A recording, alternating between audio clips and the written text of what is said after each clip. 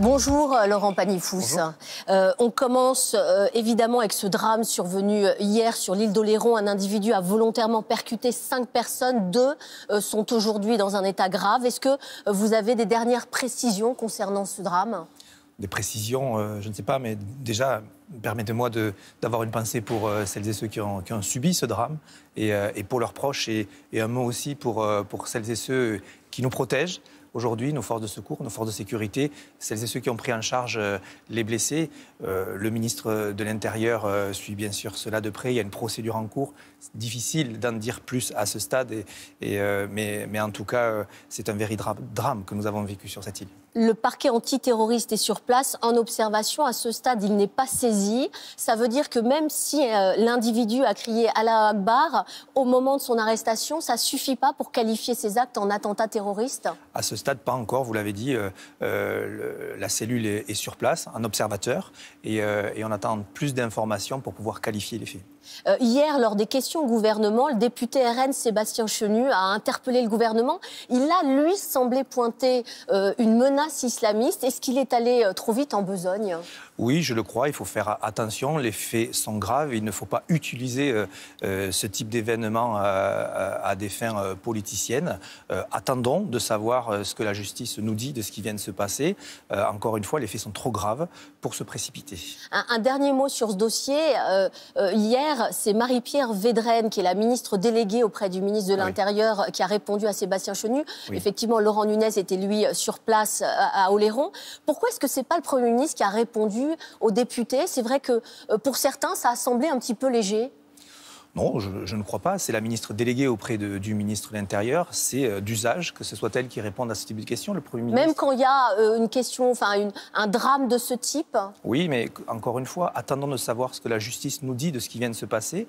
On essaie d'aller trop vite sur les conséquences et sur les causes de ce qui vient de se passer. Donc, d'abord, sachant ce qui s'est passé, et ensuite, la réponse politique pourra être à la hauteur des conséquences que nous tirerons de ce qui vient de se passer. Là, pour l'instant, c'est le temps de la justice, c'est le temps de la prise en charge de celles et ceux qui ont subi de leur entourage. Et ensuite, après la décision de la justice, on pourra décider. Alors, Laurent Pagny-Fous, vous êtes ministre des Relations avec le Parlement. C'est un petit peu le job à mission impossible en ce moment. C'est comment accorder les violons d'une Assemblée qui est totalement fragmentée. On va entrer dans le détail, c'est-à-dire sur le calendrier budgétaire. Mais d'abord, comment est-ce que vous procédez ? Est-ce que vous avez une méthode ? Vous rencontrez tous les députés, un par un, ça se joue dans la buvette, dans les couloirs de l'Assemblée nationale ? Non, ça ne se joue pas dans la fameuse buvette de l'Assemblée nationale. Ça se joue dans des entretiens avec tous les députés. Tous ont leur légitimité à l'Assemblée nationale, mais c'est vrai surtout avec celles et ceux qui souhaitent de la stabilité, qui souhaitent faire en sorte que notre pays se dote d'un budget avant la fin de l'année. Il a échappé à personne qu'il y a une partie de l'hémicycle qui souhaite quelque part provoquer le chaos, la chute du gouvernement, la destitution, la dissolution ou je ne sais quoi pour provoquer des élections anticipées. Et il y a une majorité à ce stade qui souhaite de la stabilité et donc travailler. Et c'est pour ça que vous avez des attitudes nouvelles. Et oui, mon rôle avec d'autres, c'est de faire en sorte que des gens différents, c'est ce que je faisais dans mon groupe, le groupe Lyot, dont j'étais président, faire travailler des gens de sensibilités différentes pour essayer de trouver ce compromis. On a le sentiment que, c'est pas un sentiment, c'est presque des faits. Le Premier ministre lâche beaucoup aux socialistes.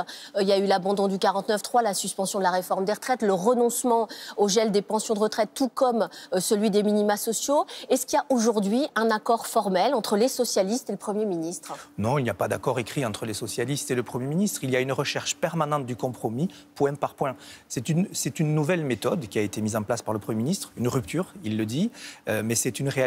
Et la recherche quotidienne, amendement après amendement du compromis, qui se fait en transparence devant les Françaises et les Français. On peut voir le Premier ministre venir au banc à l'Assemblée nationale quand des moments de tension arrivent pour lui-même trancher, arbitrer. Je crois que c'est un grand moment de démocratie parlementaire qui est déroutant pour les députés eux-mêmes parfois. Mais Pourquoi c'est déroutant de voir un Premier ministre qui est... c'est aussi son rôle d'animer, on va dire, oui, mais les groupes parlementaires. De voir comme ça à l'Assemblée des compromis qui se construisent en direct devant les Français et les Français, devant la représentation nationale, c'est quelque chose d'assez nouveau. Le fait même qu'on recherche un compromis est totalement nouveau. On est habitué à avoir des oppositions de blocs, le bloc de gauche, de droite, le bloc du centre. Aujourd'hui, les uns et les autres, ce qui nous rassemble, c'est la recherche de stabilité, la responsabilité, quelque part, d'apporter un budget au pays et donc de devoir faire des compromis. Le gouvernement les a fait le premier, et je crois que c'était à lui de le faire. Et maintenant, le bloc de droite, le bloc de gauche, ceux qui cherchent la stabilité doivent eux aussi en faire. Mais vous dites que Sébastien Lecornu cherche les compromis. Est-ce que vous dites aussi que finalement, et Michel Barnier et François Bayrou n'ont pas cherché à faire des compromis?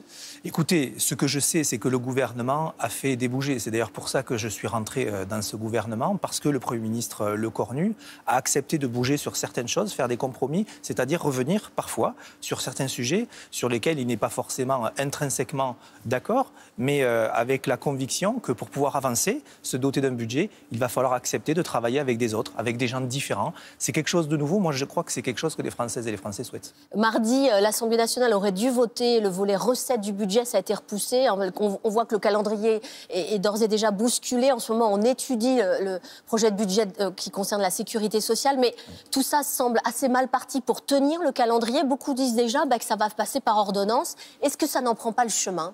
Non, je ne crois pas. C'est vrai que le temps est limité, le calendrier est très contraint, c'est une réalité. Et puis il y a aussi le retard de l'entrée du gouvernement, puisqu'il y a eu la chute du Lecornu 1, ça n'a échappé à personne. Donc oui, un calendrier qui est contraint, oui, un rythme des débats qui est assez lent, mais qui est assez lent justement parce qu'on a ce nouveau travail qui est un travail de compromis. Alors on ouvre le plus de jours possible, on donne le plus de temps possible aux députés pour travailler. Les députés, les groupes peuvent aussi essayer de retirer peut-être des amendements qui ne seraient pas parfaitement essentiels parce qu'on prend du temps sur les sujets importants et parce qu'il faut le temps du compromis. Encore une fois, c'est une nouvelle méthode, c'est inhabituel. Ça présage peut-être, moi à titre personnel je le souhaite, de ce que nous pourrons faire à l'avenir à l'Assemblée nationale. Vous y croyez, vous, qu'on puisse tenir les délais, que ça ne se finisse pas par effectivement soit une loi spéciale, soit des ordonnances? Non, c'est absolument pas l'objectif d'avoir ni la loi spéciale ni les ordonnances. Je crois, oui, qu'il est possible de construire ce compromis et qu'à la fin, après, par exemple, une commission mixte paritaire, c'est-à-dire ce moment où les députés et les sénateurs se rencontrent après avoir eux-mêmes dans leur chambre étudié le texte, de pouvoir trouver ce compromis et que ce texte soit voté par les deux assemblées. Oui, c'est l'objectif. Sébastien Lecornu ne joue pas la montre. Certains dans l'opposition, les Insoumis notamment, disent que c'est ce qu'il fait. Non, il ne joue absolument pas la montre. Il laisse au Parlement le soin de délibérer, de voter. Le gouvernement a fait une proposition de copie. Le gouvernement s'est mis à la disposition des groupes pour, par exemple, chiffrer l'ensemble des amendements qui sont déposés et pour que les débats soient le plus pertinents possible. Encore une fois, c'est une méthode totalement nouvelle. C'est vrai que ça prend du temps, mais à la fin des fins, l'objectif, c'est que toutes celles et ceux qui cherchent cette stabilité, qu'ils soient de droite, du centre, qu'ils soient de gauche, puissent se réunir et trouver un budget de compromis qui ne sera parfait pour personne, il faut bien le comprendre, ni pour la droite, ni pour la gauche. Le bloc central, notamment les élus de Renaissance, ils ont compris, ils vont avaler les couleuvres. On voit effectivement les victoires des socialistes, l'augmentation de la CSG encore qui a été votée cette nuit. Oui, écoutez, moi je ne crois pas qu'on puisse dire qu'ils avalent des couleuvres. Je crois qu'on doit dire qu'ils font preuve d'une grande responsabilité, d'accepter de bouger sur des choses qui étaient importantes pour eux. C'est ça le principe du compromis. C'était à eux d'abord de faire ce premier geste, puisque c'est eux qui ont été en responsabilité ces dernières années. Mais la gauche et la droite doivent aussi entendre qu'ils doivent faire des compromis. Et ils le font. Et moi je crois aujourd'hui qu'il y a quelque chose de parfaitement satisfaisant, c'est de voir des responsables politiques avec des visions politiques différentes, avec des ambitions pour 2027 différentes, mais qui pour l'instant se disent notre priorité, c'est d'avoir un budget, on doit faire pour ça les concessions et c'est pas pour cela qu'on doit pouvoir nous mélanger et nous assimiler. Un tout dernier mot sur ce qui se passe avec Chine, l'État qui a entamé une procédure de suspension de la plateforme. Mais tout ça, ça semble complexe, d'autant qu'il faudra en plus une mesure européenne. Et puis qu'il y a toujours des possibilités de contournement via des VPN. C'est compliqué comme ça de maîtriser ces plateformes. Oui, c'est vrai, on est dans le domaine du commerce en ligne et les choses peuvent être compliquées, mais c'est de la responsabilité de Chine de faire en sorte, et le Premier ministre a fait preuve de la plus grande fermeté et j'en suis très heureux, en annonçant cette suspension. Les produits doivent être retirés. C'est parfaitement insupportable et inadmissible. Si ça n'est pas le cas, alors ils devront assumer les conséquences de cette vente de produits, à la fois des armes ou des produits pédopornographiques. C'est parfaitement inacceptable.